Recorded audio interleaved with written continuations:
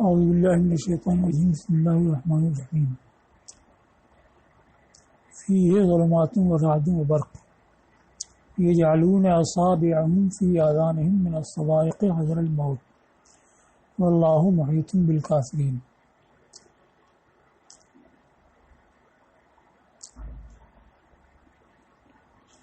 منافقین کی مثل میں ذکر ہوا کہ یہ ان کی حالت مستوقدین کی حالت کی طرح ہے یا اصحاب سیب کی حالت کی طرح ہے۔ ایسی سیب یعنی ایسی بارش جس کے اندر تاریکیاں ہیں، رعد ہے، برق ہے۔ تو اب رعد اور برق تاریکی کے ساتھ وہ کرتے کیا ہیں، تو اس کا بیان ہے سوال کا جواب۔ یہ یجعلون اصابعهم فی اذانهم من الصواعق، وہ اپنی انگلیاں کانوں میں ڈال لیتے ہیں صاعقوں کی وجہ سے، موت کے خوف سے۔ تو یہ یجعلون میں واو ضمیر کا مرجع کیا ہے، تو اس کو کہا کہ یہ ضمیر اصحاب سیب کے لیے ہے، اور اصحاب یہ ضمیر کا لفظ تو حذف کر دیا گیا اور کصیبین ہے، تو اس کو کہا گیا اس کا لفظ وہوا وین حذف لفظہ وقیم الصیب مقامہ، کہ اس کا لفظ اگرچہ حذف کر دیا گیا ہے اور صیب اس کی جگہ رکھ دیا گیا ہے، لیکن اس کا معنی باقی ہے۔ تو ہو سکتا ہے فَيَجُوزُ أَن يُعَوَّلَ عَلَيْهِ كَمَا عَوَّلَ حَسَّانُ فِي قَوْلِهِ، تو ہو سکتا ہے کہ اس پر اعتماد ہو جیسے کہ حسان نے اعتماد کیا اپنے قول یسقون من ورد البریس علیہم بردا یصفق بالرحیق السلسلی، اس طرح سے کہ یصفقوں میں ضمیر مذکر رکھی کیونکہ مراد ہے ماء بردا۔ تو یہ شام کے بادشاہ آل جفنا کی مدح میں انہوں نے کہا تھا۔ اب بردا ایک بڑا دریا ہے اور اس سے شاخ نکلتی تھی جس کا نام ہے بریس، تو انہوں نے وہاں پر محل بنا رکھا تھا، تو اب بریس کے پاس جو آتا تو اس کو یہ پلاتے تھے، یسقون یہ پلاتے ہیں اس کو، یہ ان کے پاس بریس میں وارد ہو بردا۔ تو بردا تو اصل میں نہر کو کہتے ہیں، یہ مؤنث ہے فاعلہ کے وزن پر، اس میں الف تانیث والا ہے، مراد کا ہے ماء بردا، تو بردا کا پانی پلاتے۔ اب ماء مقدر ہے اس کے لحاظ سے یصفقو آیا مذکر، تصفیق کے معنی ملانا صاف کرنے کے لیے، اور رحیق خالص شراب، اور سلسل جو آسانی سے گلے سے اتر جائے، تو یہ پانی بردا کا پانی ملاتے جو کہ خالص خوشگوار شراب سے ملا ہوا ہوتا۔ تو اب یہاں پر یصفقوں کی ضمیر مذکر رکھی کیونکہ مراد ہے ماء بردا، تو ماء جو ہے لفظ میں تو حذف کر دیا گیا ہے لیکن مراد میں ہے تو ضمیر اس کی طرف آ گئی۔ اسی طرح قرآن میں ہے وَكَم مِّن قَرْيَةٍ أَهْلَكْنَاهَا، کتنی بستیاں ہیں جن کو ہم نے ہلاک کیا، یعنی اہلکنا اہلہا۔ اب اہل کے لحاظ سے ضمیر آئی آگے، فجاء باسنا بیاتن او ہم قائلون، تو ہم کی ضمیر وہی اہل مقدر کی طرف ہے۔ فما کان دعواہم اذ جاءہم باسنا الا ان قالوا انا کنا ظالمین، تو جاءہم اور دعواہم میں بھی ضمیر اہل کے لحاظ سے ہے، اور یہ جملہ استیناف ہے یعنی سوال کا جواب۔ گویا کہ جب وہ ذکر کیا جو شدت اور ہولناکی کی خبر دے، یعنی رات ظلمات رات برق ہے، تو کہا گیا کہ فَكَيْفَ حَالُهُمْ مَعَ مِثْلِ ذَلِكَ، اس طرح کی چیزوں کے ساتھ ان کی حالت کیا ہوتی ہے، تو جواب دیا گیا کہ یجعلون اصابعهم۔ اب یہاں پر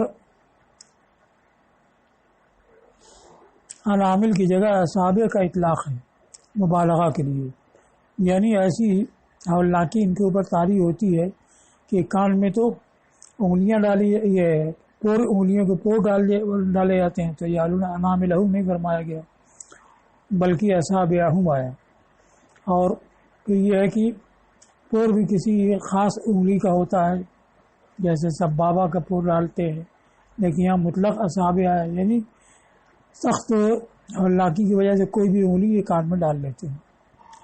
من الصواعق یہ یجعلون سے متعلق ہے، من اجلہا، تو من اجلیہ ہے، صحوبیت کے معنی کو بتانے کے لیے، من اجلہا یجعلون، سائقوں ہی کی وجہ سے وہ انگلیاں کانوں میں ڈالتے ہیں۔ تو من اجلیہ کی مثال ہے جیسے بولتے ہیں سقاہ من العیمۃ، عیمہ کا معنی دودھ کی خواہش، تو اس کو دودھ کی خواہش سے پلایا، یعنی خواہش کے سبب پلایا، اس کو عیمہ کہتے ہیں۔ اور پانی کی خواہش کو غیمہ، اور گوشت کی خواہش کو قرم کہتے ہیں۔ اب یہاں پر من السوائق آیا ہے، تو سائقہ کیا ہے؟ قصفۃ رعد حائل، یہ رعد موصوف حائل صفت، ماہا نار لا تمر بشیء الا اتت علیہ، ہولناک رات کی آواز جس کے ساتھ آگ بھی ہو کہ کسی چیز کے پاس سے نہ گزرے مگر اس کو ہلاک کر دے۔ عطا علیہ معنی ہلاک کرنا، اصل میں عطا علیہ عدو سے لیا گیا ہے، اور اعلیٰ استعلاء کے لیے آتا ہے، تو دشمن جب کسی پر مستعلی ہو کر کے آئے گا تو اس کے بعد اس کو ہلاک ہی کر دے گا، تو مطلق آتا ہے تب بھی ہلاک کرنے کے معنی میں بولا جاتا ہے۔ تو ہولناک رات کی آواز جس کے ساتھ ایسی آگ ہو کہ نہ کسی چیز کے پاس سے نہ گزرے مگر اس کو ہلاک کر دے۔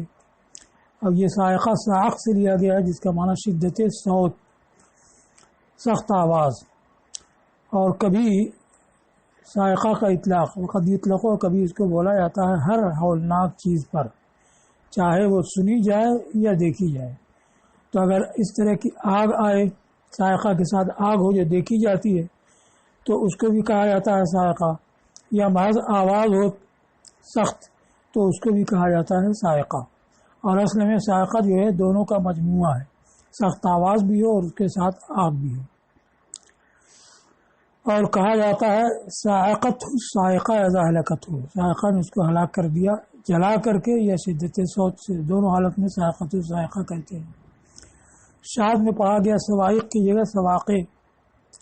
اب سواقع کو کہا کہ یہ سوائق کا قلب نہیں ہے، کیونکہ قلب کسی ایک جگہ ایک وزن میں ہوتا ہے، اور سقہ جو ہے یہ مستقل صیغہ ہے اور اس سے تمام تصرفات جاری ہوتے ہیں، سقہ اسقہ ساقی اور مسقہ یہ سب بولا جاتا ہے۔ تو یہ سوائق سے قلب نہیں ہے، اس لیے کہ تصرف میں دونوں وزن برابر ہیں۔ کہا جاتا ہے سقعت دیک، مرغ نے بانگ دی زور سے آواز کی، اور خطیب مسقہ بلند بانگ خطیب، اور کہا جاتا ہے سقعت سائقہ ساقعہ یعنی اہلکت ہو۔ اب یہ سائقہ اب تو وہ ہولناک بجلی کے معنی میں ہو گیا، لیکن تو اسم کا ہو گیا بجائے صفت کے اسم ہو گیا، لیکن مؤنث کیوں آیا؟ تو یا تو اصل کے لحاظ سے کہ اصل میں یہ صفت ہے قصفت رات کی، اب قصفہ یہ مؤنث ہے تو سائقہ بھی مؤنث آیا، یا یہ رات ہی کے لیے ہے یعنی رات کو سائقہ کہا گیا، تو اب رات تو مذکر ہے اس کے لیے سائق ہونا چاہیے، مگر تا مبالغہ کے لیے، جیسے راویہ میں راویہ بہت زیادہ روایت کرنے والا، داعیہ بہت زیادہ دعوت دینے والا، تو اس میں تا جو ہے مبالغہ کے لیے ہے، تو ویسے ہی سائقہ میں جبکہ یہ رات کا نام ہو یہ تا مبالغہ کے لیے ہے، یا یہ کہ مصدر ہو جیسے عافیہ اور قاذبہ، تب شدت صوت کے معنی میں ہو جائے گا۔ حضر الموت یہ منصوب ہے علت ہونے کی وجہ سے، یعنی مفعول لہو ہونے کی وجہ سے۔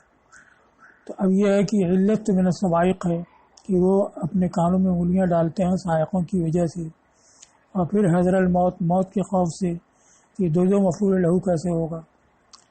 تو اس کو بیان کیا کہ کانوں میں انگلیاں ڈالنا تو سائقوں کی وجہ سے، اور سائقوں کی وجہ سے ڈالنا کیوں ہوتا ہے؟ موت کے ڈر سے، کہ اگر سائقوں کی وجہ سے کان میں انگلی نہ ڈالیں تو مر ہی جائیں۔ تو مجموعہ یعنی سائقوں کی وجہ سے کانوں میں ڈالنا یہ ہے موت کی وجہ سے، اور مطلق ڈالنا یہ سائقوں کی وجہ سے ہے۔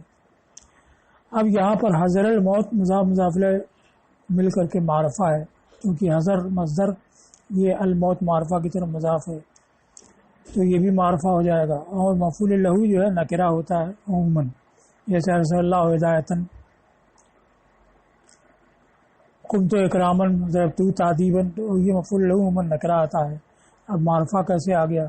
تو اس کو کہا کہ مفعول لہو معرفہ بھی ہو سکتا ہے، جیسے شاعر نے کہا وَأَغْفِرُ عَوْرَاءَ الْكَرِيمِ ادَّخَارَهُ، اور دوسرا مصرع ہے وَأُعْرِضُ عَنْ شَتْمِ اللَّئِيمِ تَكَرُّمًا، اور مانے بری بات، میں کریم کی بری بات کو بخش دیتا ہوں اسے بچا رکھنے کے لیے، یعنی ادخار لمحبتی لمودتی، تو ادخارہ یہ مفعول لہو واقع ہے، اور معرفہ کی طرف اضافت کی وجہ سے معرفہ ہے، اور یہ مفعول لہو معرفہ آ گیا۔ اور دوسرا مصرے میں کہا کہ میں لعین کی گالی سے اعراض کرتا ہوں از راہ کرم، اور یہ جملہ اچھا اب یہاں لفظ موت آیا ہے، اصل موت کے درد سے موت کیا ہے؟ تو کہا گیا کہ موت اور حیات میں تقابل عدم و ملکہ ہے، کہ حیات تو قوت احساس کا نام ہے اور موت اس کے عدم کا نام ہے، تو موت جو ہے زوال حیات کا نام ہے، تو دونوں میں تقابل عدم و ملکہ ہوا۔ اور کہا گیا کہ موت بھی وجودی ہے، موت ایک عرض ہے جو حیات کی ضد ہے، جیسے سواد بیاض دونوں وجودی ہیں اور ایک دوسرے کی ضد ہیں، تو ویسے ہی موت اور حیات دونوں وجودی ہیں اور ایک دوسرے کی ضد ہیں۔ تو وجودی جو کہتے ہیں یعنی دونوں موجود چیزیں ہیں، یہ استدلال کرتے ہیں اس سے کہ اللہ تعالیٰ نے فرمایا خلق الموت والحیات، اس نے موت اور حیات کو پیدا کیا، جب دونوں مخلوق ہوئے تو دونوں موجود ہوں گے، تو دونوں جب وجودی ہوئے تو دونوں میں تقابل تضاد ہے، تقابل عدم و ملکہ نہیں۔ لیکن اس استدلال کو رد کر دیا گیا اس سے کہ خلق بمعنی تقدیر ہے، یعنی قدر الموت والحیات، موت و حیات کو مقدر کیا، اور آدام بھی مقدر ہوتے ہیں۔ اب اس کے بعد حدیث میں آیا ہے کہ ایک وقت ہوگا کہ موت کو میڈے کی شکل میں لایا جائے گا اور اس کو ذبح کر دیا جائے گا، اور بتا دیا جائے گا کہ اب اس کے بعد پھر جینا ہی جینا ہے، جو جنت میں وہ جنتی میں رہیں گے، جو دوزخ میں دوزخی میں رہیں گے۔ اس کے جواب میں کہا گیا کہ یہ ایک تمثیل ہے اور حقیقی معنی مراد نہیں ہے۔ واللہ محیط بالکافرین، اور اللہ کافروں کا احاطہ کرنے والا ہے۔ تو یہاں پر احاطہ کرنا تو یوں ہوتا ہے کہ کوئی جسم ہو اور دوسرا جسم اس کو گھیرنے والا ہو، اور باری تعالیٰ جسم نہیں ہے، تو اس کو بیان کیا کہ یہ تشبیہ کے طور پر ہے، یعنی لا یفوتونہ کما لا یفوت المحاط بہ المحیط، کہ اس سے چھوٹ نہیں سکتے ہیں جیسے کہ وہ جو گھیرا گیا ہے وہ گھیرنے والے سے چھوٹ نہیں سکتا ہے، فوت نہیں ہو سکتا ہے۔ لا یخلصہم الخداع والحیل، کہ فریب اور ہیلے ان کو چھڑا نہیں سکتے ہیں۔ تو اب یہ جو مثل بیان کی گئی ہے اصحاب سیب کی طرح ہے، اور سیب ایسی جس کے اندر ظلمات رات برق ہیں، اور پھر ان اصحاب سیب کا حال یہ ہے کہ وہ ان کے کانوں میں ٹھول سکتے ہیں موت کے ڈر سے۔ تو یا تو ان کے متعلق فرمایا گیا کہ کفار ہیں اور اللہ کی گرفت سے یہ باہر نہیں ہو سکتے ہیں، اور بہم کی جگہ بالکافرین کہا گیا، مظہر کو اس میں ضمیر کی جگہ لایا گیا یہ ظاہر کرنے کے لیے کہ یہ کفر ہی والے ہیں، اور ان کے حال سے منافقین کے حال کی تشبیہ دی گئی کہ تاکہ مشبہ ہی میں پوری موافقت رہے۔ دوسری یہ کہ منافقین کے بارے میں کہا گیا ہے کہ یہ تشبیہ میں مشبہ بہی کے جتنے احوال ہوتے ہیں وہ سب مشبہ کی طرف راجع ہوتے ہیں، تو اصحاب صحیح کے جتنے حالات ہیں سب منافقین پر منطبق ہوں گے۔ تو اب ان حالات کا ذکر کرنے کے بعد یہ واللہ محیط بالکافرین یعنی بالمنافقین فرمایا گیا، یہ بتانے کے لیے کہ یہ مشبہ بہی کے جو احوال ہیں سب منافقین پر منطبق ہیں، اور دونوں میں بہت زیادہ ربط ہے کہ اب خاص منافقین کے بارے میں فرمایا گیا کہ یہ بھی اللہ کی گرفت سے باہر ہونے والے نہیں ہیں، تو ان کے لیے فریب ان کو چھٹکارا نہیں دے سکتا۔ منافقین کے لحاظ سے لا یخلصہم الخداع ہوگا، اور اصحاب سعید کے لحاظ سے حیل ہوگا کہ یہ کوئی ہیلا کریں اور موت سے بچنا چاہیں تو یہ بچ نہیں سکتے ہیں اللہ کی گرفت میں۔ اور یہ واللہ محیط بالکافرین جملہ معترضہ ہے جس کے لیے کوئی محل اعراب نہیں ہے۔ اب اس کے بعد آئے یکاد البرق یخطف ابصارہم، قریب ہے کہ بجلی ان کی آنکھوں کو اچک لے، تو یہ دوسرا جملہ مستانفہ ہے، استیناف ثانی، گویا کہ یہ جواب ہے اس کا جو کہے کہ ان سائقوں کے ساتھ ان کا کیا حال ہوتا ہے۔ تو بیان کیا گیا کہ بجلی چمکتی ہے تو معلوم ہوتا ہے کہ ان کی آنکھوں کو اچک لے گی، اب یہاں پہ لفظ قاعدہ آیا، اس کی تفصیل کی ہے۔ افعال مقاربہ میں سے ایک تو عصا ہے، دوسرے قاعدہ ہے، تیسرے تفقہ ہے۔ تو عصا تو دنوی رجا کے لیے آتا ہے، یعنی جب کسی عصا کی خبر کے حصول کا حصول قریب ہے، یہ عصا اصل امیر ان یخرجہ، قریب ہے کہ امیر باہر آئے، تو یہ امید کے طور پر ہوتا ہے۔ تو عصا وانا امید ہوتا ہے، یعنی امید ہے کہ امیر باہر آئے۔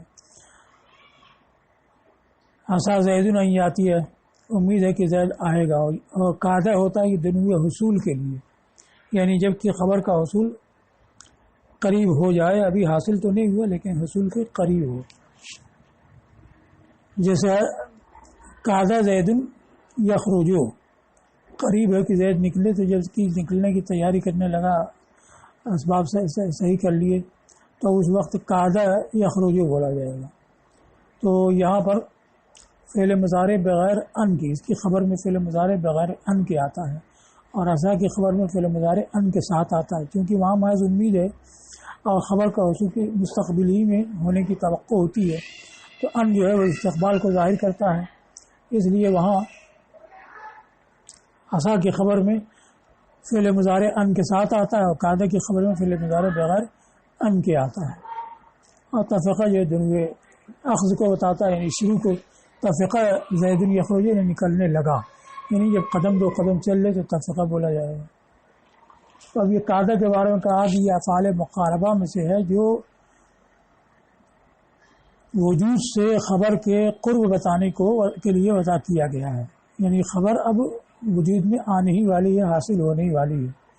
اب قرب اس کا کیسے؟ لعروض سبب ہی، اس لیے اس کا سبب عارض ہو چکا ہے، یعنی خبر کے حاصل ہونے کا جو سبب ہے وہ پایا جا چکا ہے، لیکنہ لم یوجد، لیکن خبر پائی نہیں گئی، اما لفقد شرط او لعروض مانع، یا تو کسی شرط کے مفقود ہونے کی وجہ سے یا کسی معنی کے عارض ہونے کی وجہ سے۔ اس کی مثال دیے قاعدہ زید یرجم، قریب ہے کہ زید کو سنگسار کیا جائے، لیکن لم یرجم لعدم کونہ محسنا، لیکن اس کو رجم نہیں کیا گیا اس لیے کہ محسن نہیں ہے۔ تو اب یہ شرط نہیں پائی گئی، اس وجہ سے رجم نہیں پایا گیا۔ تو رجم ہے یہ وجود کے قریب تھا مگر حاصل نہیں ہوا، ایک شرط کے مفقود ہونے کی وجہ سے۔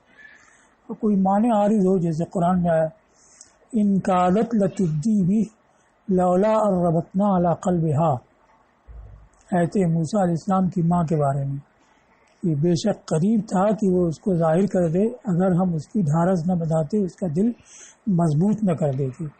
تو دل کا مضبوط کرنا یہ معنی ہوا ظاہر کرنے سے۔ تو وہاں قادت لتبدی میں یہ خبر کا حصول یعنی اظہار یہ قریب تھا مگر واقع نہیں ہوا، اس وجہ سے کہ معنی آ گیا کہ وہ بے صبری میں بے چینی میں ظاہر کرنے کے قریب تھی، لیکن اللہ نے ان کی بے چینی دور کر دی، دل کو مضبوط کر دیا، اس لیے ظاہر نہیں کیا۔ تو یہ قاعدہ کا حال ہوا، اور عصا یہ خبر کی امید کے لیے وضع کیا گیا ہے۔ تو قاعدہ جو ہے یہ خبر محض ہے، قاعدہ زید یاتی، قریب ہے کہ زید آئے، یہ جملہ خبریہ ہے، اور عصا زید یاتی امید ہے کہ آئے، یہ انشائیہ ہے، جیسے لعل زید یاتی وہ انشائیہ ہے، ویسے عصا زید یاتی یہ انشائیہ ہے۔ تو یہ قاعدہ کے بارے میں کہا کہ یہ خبر محض ہے، اسی لیے متصرف آیا ہے، قاعدہ قاعدہ قادو یقیدو یقیدو، یقیدانے یہ سب بولا جاتا ہے، برخلاف عصا کے کہ وہ لعل وغیرہ کی طرح ہے، صرف عصا واحد آتا ہے۔ اچھا، اب اس قاعدہ کی خبر میں شرط یہ ہے کہ فعل مضارع ہو بغیر ان کے۔ تو فعل مضارع ہونا کیوں؟ کیونکہ قرب کو بتانا ہے، تو فعل مضارع جو ہے وہ قرب کو چونکہ حال کے معنی رکھتا ہے، اس وجہ سے اس بات پر تنبیہ کرنے کے لیے کہ قرب سے ہی مقصود ہے، تو خبر اس کی فعل مضارع آتی ہے، وہ بھی بغیر ان کے، کیونکہ ان جو تو استقبال کو بتاتا ہے، اور یہاں ظاہر کرنا ہے کہ بس ابھی ہونے والا ہے، تو ان نہیں ہوتا اس کی خبر میں۔ لیؤکد القربہ بدلالۃ الحال، تاکہ حال پر دلالت کی وجہ سے قرب کی تاکید کرے۔ یہاں تک ہو گیا۔ اب اس کو یہ بتایا کہ کبھی قاعدہ کی خبر میں ان آ جاتا ہے، جیسے قاد الفقر ان یکون کفرا، یا ان کے ساتھ آیا، اور کبھی عصا کی خبر سے ان حذف ہو جاتا ہے.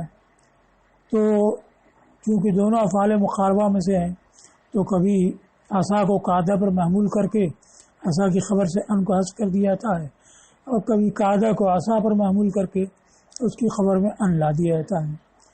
تو اس کو کہا ہے کہ قد تدخلوا علیہ حملا، کبھی ان اس کے اوپر داخل، اس کی خبر پر داخل ہو جاتا ہے اس قاعدہ کو عصا پر معمول کرنے کی وجہ سے.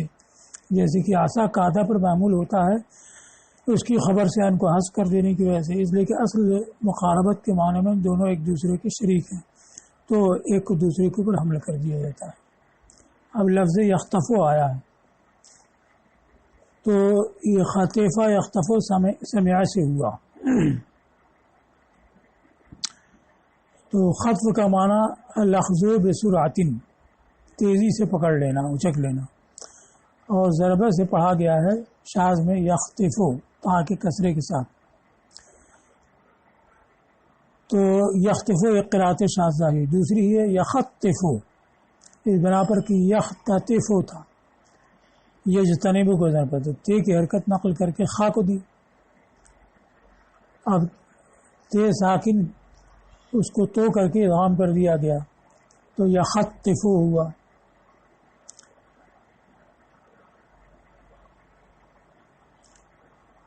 اور یختفو اس وجہ سے کہ یختفو تھا تو تا کا فتحہ خا کی طرف نقل کر دیا گیا، تو اس تا کو تا میں ادغام کر دیا گیا، تے کو تو کر کے ادغام کر دیا گیا تو یختفو ہوا. یہ ایک قرات ہوئی. اور تیسری قرات یختفو پڑھا گیا ہے. یہ اس بنا پر یختفو میں نقل حرکت نہیں کیا بلکہ تے کو تو کر کے ادغام کر دیا.